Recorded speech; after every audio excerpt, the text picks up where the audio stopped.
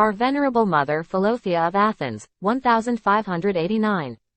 This bright star of compassion arose in the dark days of the Turkish occupation to shed God's mercy upon the oppressed people of Athens and to guide many endangered souls onto the path of righteousness. Synaxarion. She was born in 1528 to the prominent Venizelos family, miraculously answering her mother's prayer of many years. Though even in childhood she showed a love for ascesis and prayer, she was much sought after as a wealthy heiress, and was married at the age of 12 to a rough, violent man. She endured his ill treatment nobly, and prayed daily for his conversion.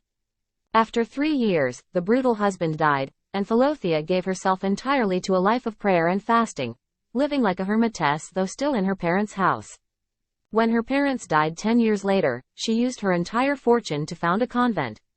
Its design had been given her in a vision by the Apostle Andrew, and it was dedicated to him.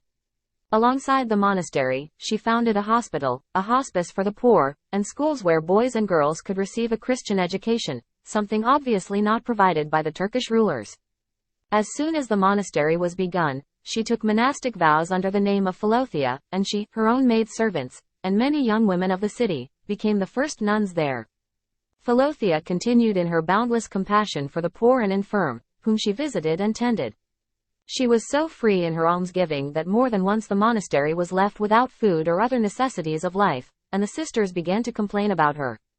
But each time, large donations appeared unexpectedly and saved the community from starvation.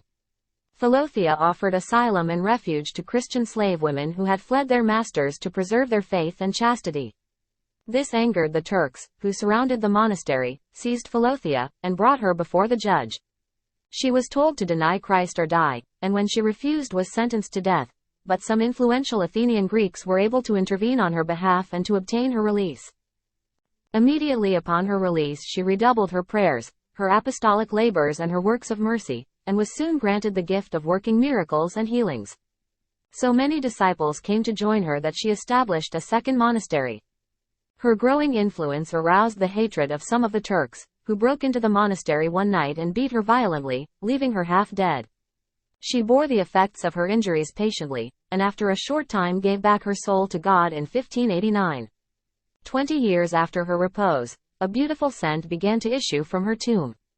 Her precious relics, venerated at the cathedral in Athens, remain incorrupt to this day.